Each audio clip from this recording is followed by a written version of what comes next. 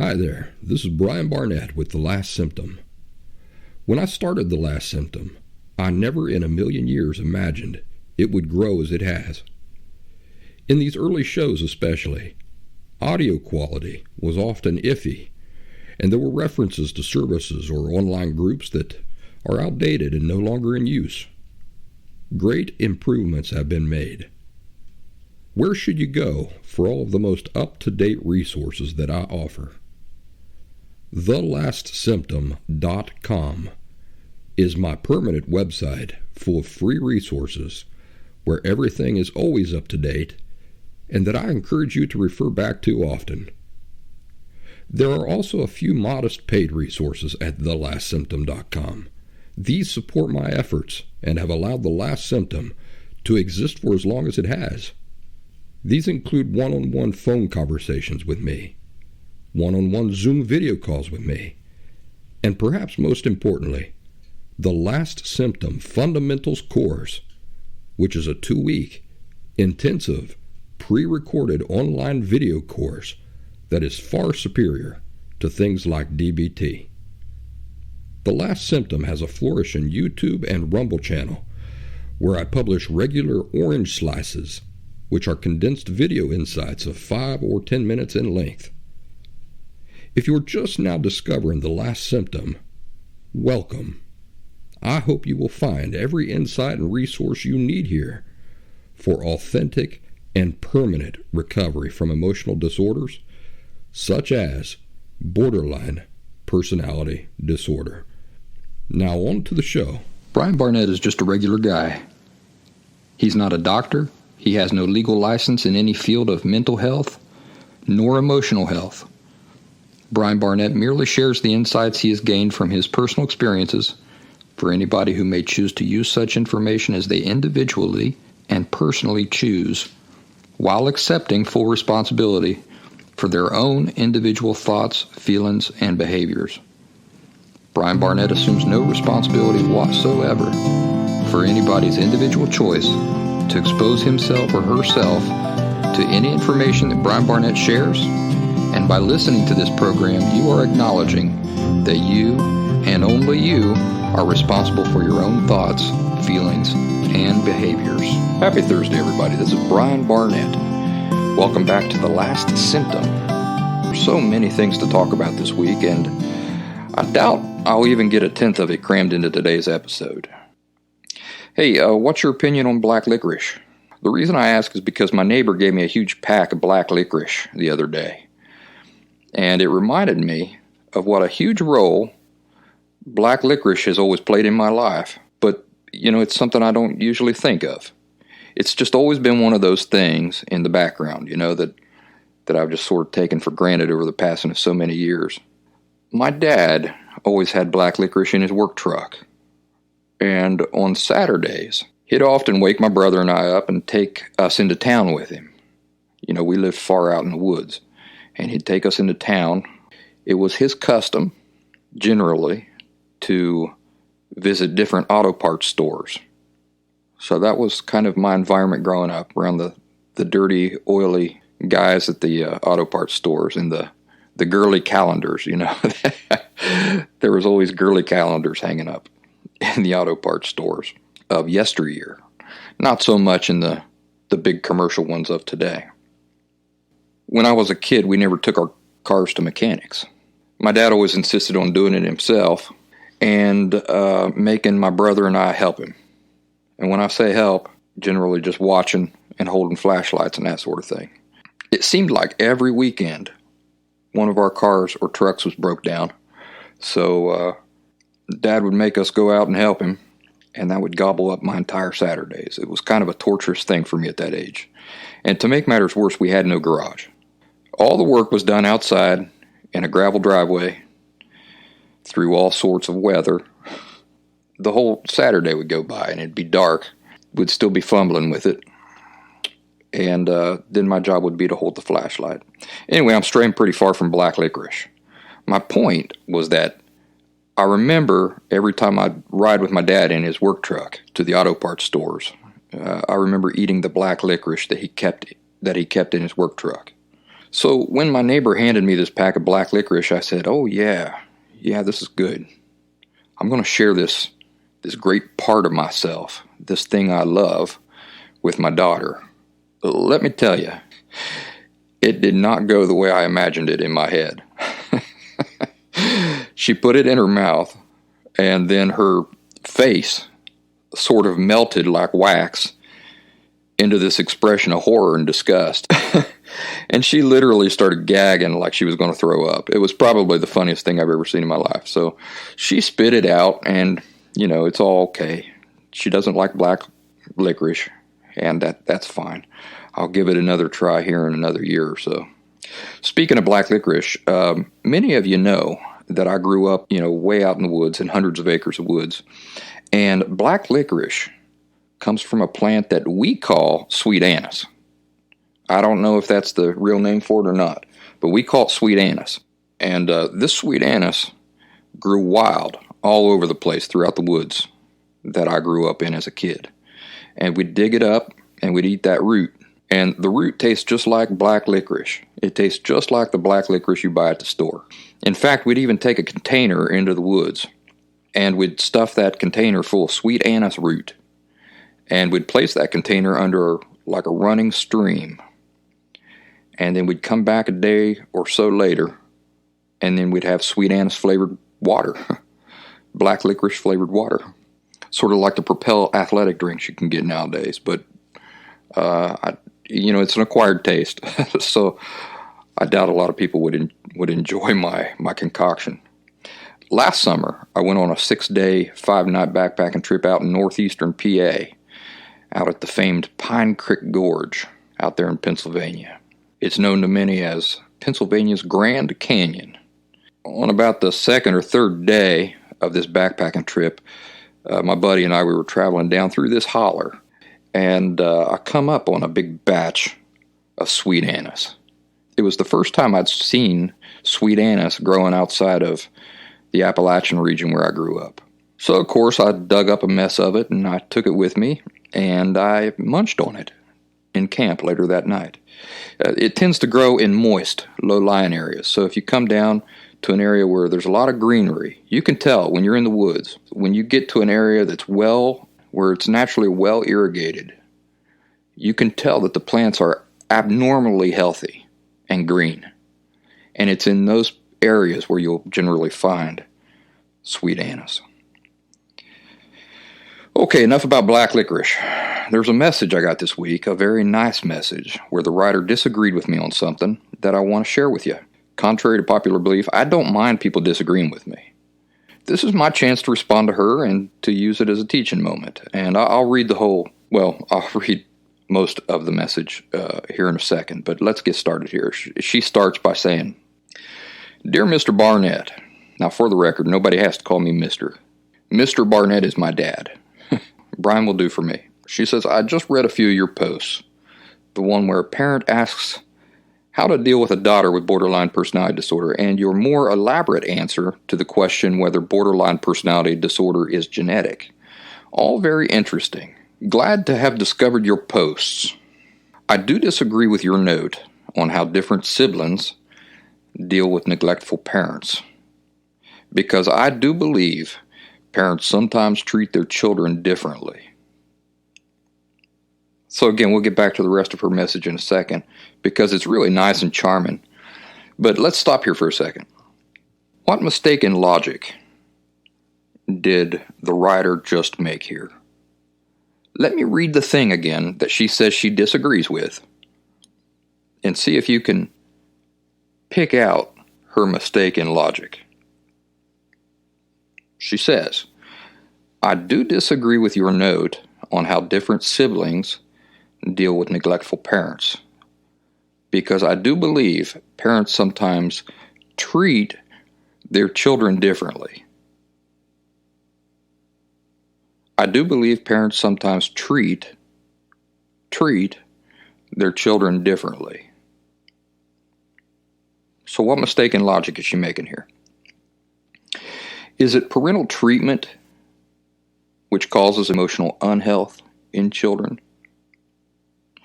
I have always stressed that it is the underlying attitudes that parents operate on, which is what causes the damage. That is what causes damage to the emotional health of children. Unhealthy perspective and unhealthy attitudes. That is what causes emotional damage. See, this is what children observe and learn. They get their emotional education from their parents. Whatever view of life the parents operate on, that gets passed on to children. So the person above can disagree all she wants, but she's disagreeing with an imaginary argument that she and I have never had. When I say argument, I just mean discussion. She's disagreeing with a fictional stance that she imagines that I am taking, which I've not taken. So imagine a family of 12 kids, and you've got two parents who operate with a subconscious perspective that feelings are shameful, all right? Can you imagine them? These two parents living their life, raising their kids, and the foundation that they operate on is that feelings are shameful. They don't even know that they believe this because it's just been passed on generation to generation, and here they are living life with this fundamental, this foundation perspective that's the nature of feelings, that they're shameful. Does it matter if they treat little Tommy more favorably than they treat little Sally? That it's not even relevant. That detail is not even relevant in the least bit. Why not? Because the issue is not whether the kids end up with borderline personality disorder, specifically or not. The specific emotional disorder is totally irrelevant. The relevant issue is emotional health versus emotional unhealth. So I think a lot of people who listen to me and follow my work get hung up on borderline personality disorder. But is that the most relevant detail? Here's the thing. No matter how well little Tommy is treated by his parents, what are they still passing on? They're passing on the same thing they're passing on to little Sally, who they treat less favorably. The distorted concept, perceptions, and attitudes which form the foundation of their emotional education, you see? I've said that the messages communicated in parents' attitudes and behaviors are what pass on emotional unhealth and causes specific things like borderline personality disorder, while at the same time not being limited to borderline personality disorder. How can the same messages and attitudes that cause borderline personality disorder cause completely different forms of emotional unhealth? It's because another part of the formula is that the child's individual personality type is in play as well. I can go right now and take a look at a litter of 10-day-old puppies. And guess what? After a few short minutes, I'll be able to distinguish that each puppy has an individual distinct personality. Now, this is puppies we're talking about. Imagine how much truer that is for human babies. So you're born with a particular personality, and then your parents' unhealthy attitudes come up against and encounter your specific personality type. The messages in your parents' attitudes and behaviors conflict with the reality, the greater reality you live in. And this creates confusion and pain, often subconscious confusion and pain. It's not a confusion and pain, that you're walking around analyzing when you're 6 years old. So how are you going to cope with the pain and the confusion of those messages? Well, you adopt a pattern or a strategy. And this happens subconsciously. It's not something that you sit down with a pen and paper and work out. The pattern or strategy that you adopt because of your personality type is the disorder you end up with. I mean, what is what is borderline personality disorder when you compare it to narcissism, for example? It's just one way of dealing with the same stuff. It's just one way of approaching the same problem. So no matter what your parents' treatment is, the messages in their attitudes and behaviors just is what it is. And all the children are exposed to this equally. Treatment has nothing to do with it. It's their attitudes and perspectives. That's what gets passed on. That's what does the damage. You know, Dad doesn't suddenly have a different view of life when he deals with Tommy than when he deals with Sally. Attitudes are what they are. And every kid that these parents raise get the same dose of that emotional education. They're all looking to mom and dad. Whatever mom and dad's attitudes are, that's what they adopt. So this was my chance to reply to her, and it was also a way for me to help you understand where her reasoning is missing the mark. I hope she hears this. I hope it gives her something to think about. Her message ends this way: but that is not why I mail. You wrote another post on smells. And it's one of my pet subjects. I'm very sensitive to them. In the article she's talking about, I had mentioned that classic Polo cologne, is what I've been using since I was about 13 years old. She says, I just wanted to suggest to maybe try another scent when your Ralph Lauren bottle of Polo Classic runs out. Kyoto by Comme des Garçons. I can't speak French. I ruin French. You folks who speak French, forgive me. Forgive me. I know you're sensitive to to people butchering your language. She says, I think you might like it. It's a great scent for any man, but definitely one for a woodsy type. I live on another continent entirely, Belgium.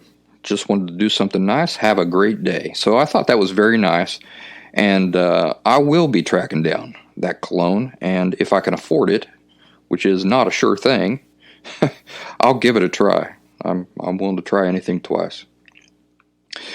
Now let's get into the meat and potatoes of today's discussion. In the past, I have discussed the difference between guilt and shame and why it is imperative to have a perfectly clear distinction between them. But this is such an important matter that I want to talk about it more today. Shame and guilt.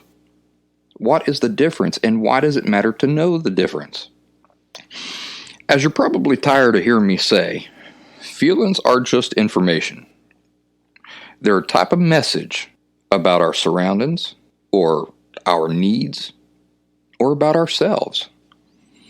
Every feeling you can imagine has a constructive purpose except for one. And that feeling is shame. It can be said that shame is never constructive. Now, there ain't many things in life that are not relative or subjective. That is to say, concretely black and white. Very, very few things. One of them is the fastest a thing can go. The fastest a thing can go is one concrete truth. It's black and white. You can't get around it. And of course, the fastest the thing can go is the speed of light. And everything that scientists do is built off of that. It's basically built off of that concrete certainty, you see? So when you encounter something that is truly black and white, concrete, it's pretty special because it's so rare to find something that is not subject to terms of relativity or subjectivity. So when I say that shame is never constructive, I don't simply mean that it is just not constructive most of the time. It is truly never constructive. So what does this mean for us? It means that anytime you become aware of its influence on you, you can just let it go. As soon as you identify that that is what you're feeling, you can just let it go. You can either let it go or you can convert it into guilt, which is the constructive opposite of shame. As a brief review, see if you can tell the major identifying difference between the two. What distinguishes one from the other, guilt and shame? All right? Guilt says, this is what it tells you. I did something wrong. All right? Easy enough. Shame says, I am what is wrong. Guilt says, I did something shitty. I did something shitty. Shame says, I am a piece of shit. You know, I wish I could just pause there for 30 minutes to an hour and just let you think about what I just said. Just let you chew over those 4 examples I just gave you. Why is it relevant? Well, because I'm constantly telling you how at the root of borderline personality disorder, at the very foundation of the disorder, are 2 distorted core beliefs. Sometimes I talk about them as subconscious foundation certainties. And other times I refer to them as an emotional algorithm. Whatever the case, whatever you want to call them, these 2 distorted core beliefs that form the foundation of borderline personality disorder are: my feelings are inherently irrelevant and shameful, devoid of worth. And if my feelings are irrelevant and shameful, devoid of worth, then so am I. Now let's stop here for a minute. Do you notice that the 2 distorted core beliefs that form the foundation of borderline personality disorder are simply a detailed description of shame? This might be a big revelation for some people. Yes, think about it closely. Shame, what shame is, and the 2 distorted core beliefs of borderline personality disorder are the exact same thing, just described differently. What are feelings? Well, they're information, right? We've said it a million times. And information comes to us in different forms. Interestingly, scientists have managed to teleport things on an atomic scale. They've been able to transport like an atom or a neutrino or things like this. I don't know the specifics, but they've been able to do this. How do they do it? Does the thing disappear in one pod and reappear in the other pod? What they do is they subtract the information from that thing. They deconstruct it. They destroy it. They send the information to the other pod, and the information reconstructs it there. Fascinating, right? So when we talk about how information takes many forms, you better believe it. Information is not just what you read in the newspaper. Everything, every bit of feedback that you receive from your environment is information. So what are feelings? They are information. And information comes to us in different forms. And what is one form through which information arrives to us? Messages. So feelings are messages. Feelings are messages. Shame is a message your body experiences. And what is the message that shame carries? That you are a piece of shit. That you are inherently irrelevant and shameful. That you are devoid of worth. Not that you did something shitty. Not that you did something irrelevant. Not that you did something worthless. But that you yourself are shit. That you yourself are worthless. That you yourself are irrelevant. Do you see the destructiveness of shame? You can't fix what you inherently are. And shame lies to you about what you inherently are. There's nothing a cockroach can ever do to not be a cockroach. No matter what he does, no matter where he goes, no matter what disguise he puts on, no matter who accepts him as a part of their group, no matter, he will always be what he is. This is what the word inherent means. See, nearly 100% of people walk into recovery from emotional disorders and specifically borderline personality disorder, hauling around the weight of what they believe is guilt. And nearly 100% of the time, that guilt is not guilt at all, but rather it is shame. Since we know that shame is never constructive, it's either something you can just dump right away, that is, any time it rears its head, you can just say, nope, I see what you're up to, buddy, and I ain't having it. Or you can work to convert it to guilt. So now you've got this immediate, practical exercise to practice with. This is something you should be doing every day, all the time. How do we know something is not guilt? How can we identify, all right, this isn't guilt that I'm feeling, it's shame? Well, guilt says you did something wrong, and you need to do it differently in the future. Therefore, anything you feel that you believe is guilt, but which you were not personally responsible for, and that you can't change, and which happened any time before you were an adult, that is to say, between birth and age 18, because anything that happened between birth and age 18 happened while you were still a dependent. You were dependent on your parents, which means that they are responsible for all that stuff, not you. If you're still carrying around something that you're mistaken for guilt, that you did, or that happened to you, or anything that occurred between the time you were born to the time that you were an independent adult, your parents are responsible for that, not you. Not you. What that means in practical terms is that, all right, you look back, you've got this memory that's nagging you, making you feel bad. You say, oh, wait a second. I was 13 when I did that. Well, I can just let that go. I can just let it go. There's no reason for me to be dragging that weight around. My parents need to be dragging that weight if anybody's going to drag it, not me.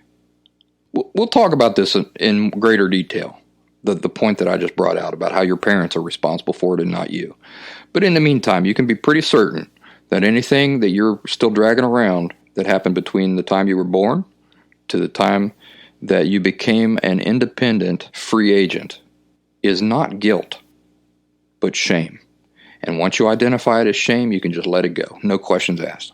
No questions asked. Just let it go. And that translates to an enormous amount of baggage that you can just let go of. Remember, shame says I am something wrong. I am something wrong. And guilt says I did something wrong. Anything that's making you feel like you are something wrong is a lie. It's totally untrue. As such, you can just let it go. As soon as you identify it as shame, you can just let it go. No questions asked. So immediately, you can just unload a ton of baggage, years and years and years of baggage that you can just, with a perfectly clean conscience, just let it go and focus only on what you feel guilty about. For anything you appropriately feel guilt about, your efforts toward recovery are probably already the fruits of it. You see, guilt's purpose is to bring about change, make you do better, and then the guilt goes away. So your current efforts are probably the result of any genuine guilt you might feel, which is appropriate. And once the guilt provokes a change in behavior and genuine efforts to do better moving forward, you can just let guilt go then, because it has served its purpose. Guilt's purpose is to provoke sincere effort towards change. And once it does that, what reason is there for it to stick around? Guilt doesn't stick around once it's served its purpose. Shame sticks around, because remember, it tries to drag you down about your inherent defectiveness, which is not a real thing. Nobody is inherently defective. Now, acceptance is an important element here that also comes into play, because acceptance is simply the recognition that things just are what they are. That things just are what they are and you can't change them. Now, notice this does not mean agreeing with or endorsing the thing you accept. It doesn't mean agreeing with or endorsing it. It simply means seeing a thing or the reality of a situation for what it truly is. So when I was a kid, I used to catch flying grasshoppers. And when I'd catch these grasshoppers, I'd rip off all their legs and I'd burn their eyeballs with a magnifying glass. This is something I did for a short period of time when I was about, 8 years old. I was about 8 years old and I used to do it with a friend of mine. The playground of the country school we went to had thousands of these flying grasshoppers flying and hopping around. There's several lessons here. What am I responsible for when I'm 8 years old? Well, I'm responsible to my parents within context. They are responsible for helping educate and guide me through life. But even more than this, they are even responsible for my failures and my mistakes. Now, pay attention to that. I'm not responsible for my failures and my mistakes. They're responsible for my failures and my mistakes. It's illustrated. If I steal a car, I'm 8 years old and I steal a car, and I crash the car, who's responsible for my theft? Who's going to be paying off that car? My parents. My parents are responsible for my theft, and they're responsible for the destruction of that property. Now you might say, well, they're going to discipline me. They're going to ground me, and they're going to take that out of my allowance. They're going to make me work it off. Okay, what if I don't? What if I don't? Who is the owners of that property really getting their money from? From my parents. Who are the owners of that property going to take to court? My parents. Who is the court going to make a judgment against? My parents.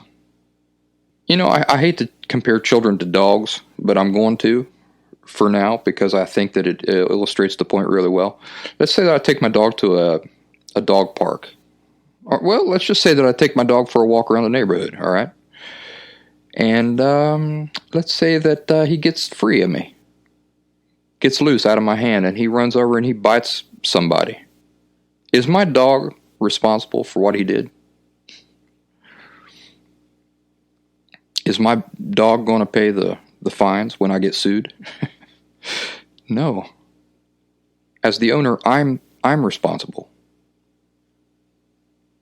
My dog is not responsible for anything he does. It's all my responsibility. Because I am the responsible party.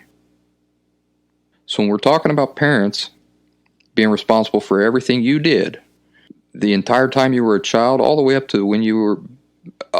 up until you become an independent free agent. Now is it more clear why? Even though at 8, I might have some sort of notion that torturing grasshoppers is wrong, I can't have a full grasp of what wrong means.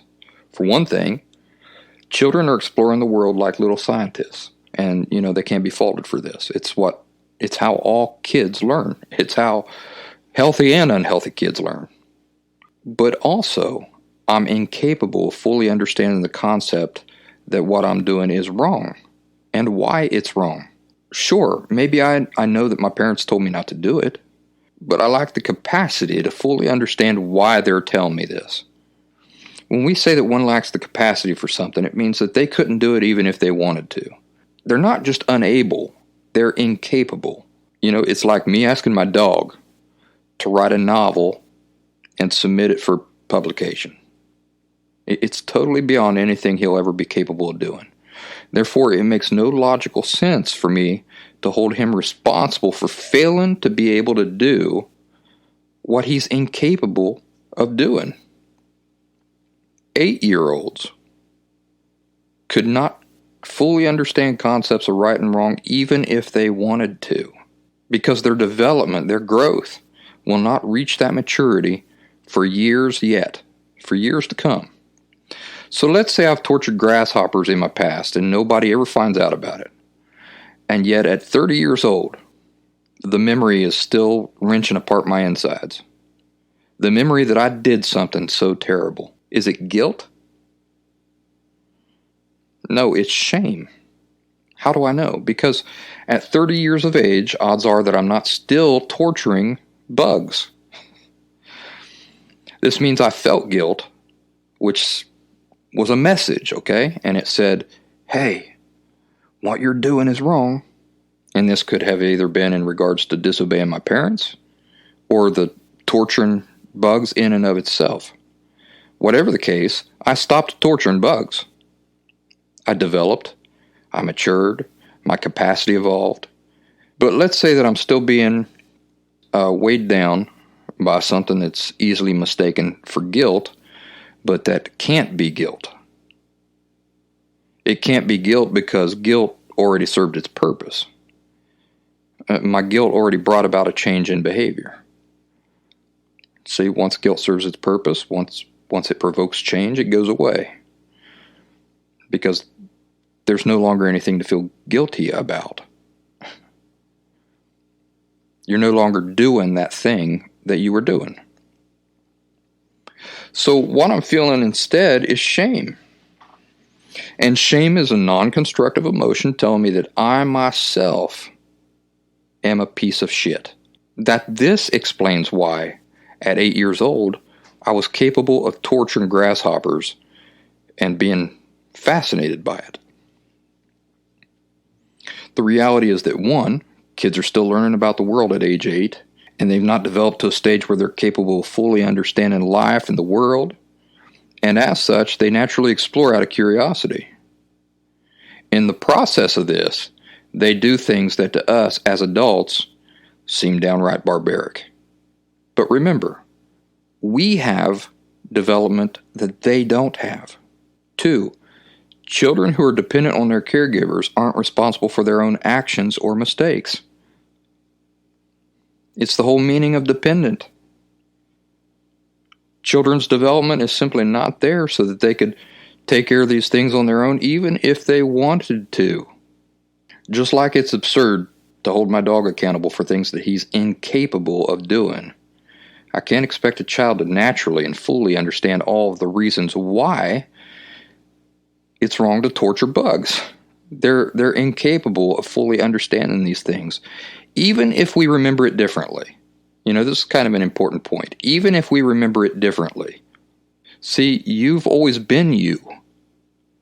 So at 30, when you think back to your 8-year-old self and you kick yourself over and over again, you're doing that because you're imagining that 8-year-old should have known better.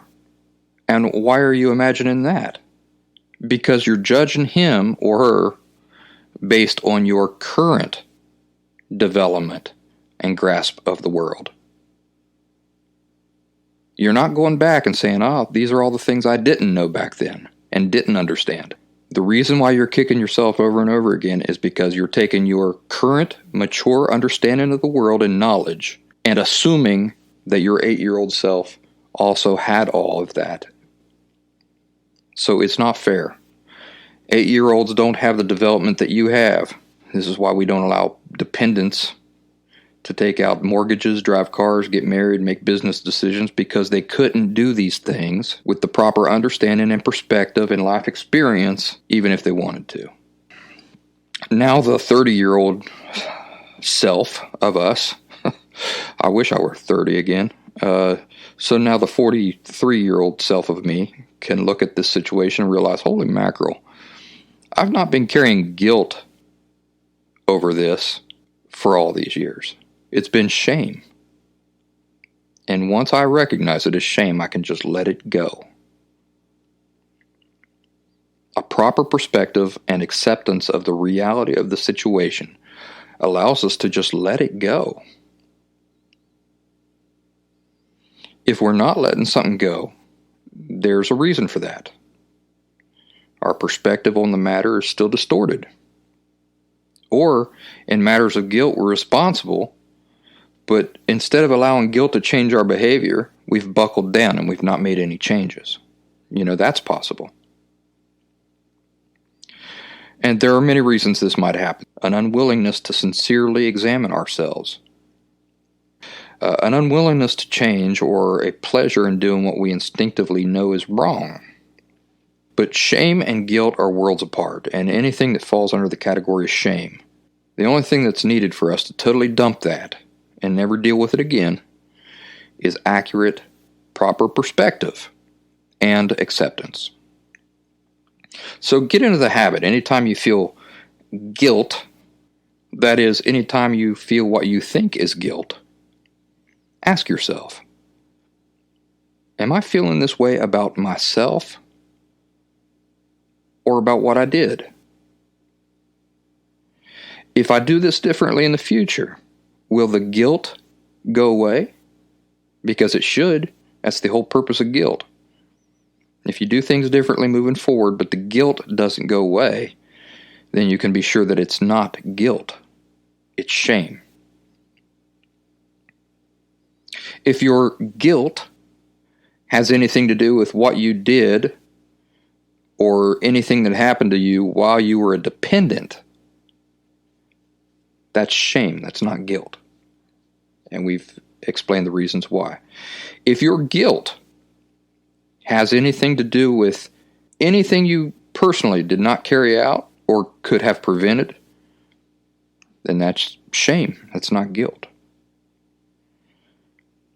So it might be useful for some to stay on this point until it clicks, because really this needs to be your focus until it does click. What is guilt? What is shame? And how are they not at all the same thing?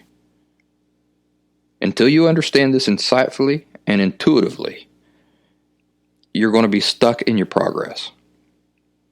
Because shame is at the root of absolutely everything you're dealing with. Shame is the two distorted core beliefs of borderline personality disorder. And the two distorted core beliefs of borderline personality disorder are shame. They're the same thing. When you feel bad about something you've done wrong, this motivates you to do things differently in the future. That's guilt. But when you feel bad about yourself and see yourself as the problem, not what you've done, but yourself, this doesn't motivate you to do anything. What is there to do? You can't change what you just are. And shame says you just are a piece of shit. Remember, what can a cockroach do that will ever make him not a cockroach? Nothing. So if he hates himself for being a cockroach, what purpose can that hate possibly serve? What can he change to make that hate go away? Nothing. He'll always be a cockroach, and nothing can change this. Totally non-constructive. There's nothing constructive about shame. So everybody should be asking themselves, is this feeling telling me that I made a mistake or that I am a mistake? That I did something shitty or that I am shit? This is an immediately practical exercise that everybody can take up and see huge strides forward in recovery almost overnight. Thank you for being here for this week's episode. I hope it gives everybody plenty to do and plenty to think about until we talk again. Next Thursday, same place, same time. This is Brian Barnett signing off. Have a nice week, everybody. Thanks for listening.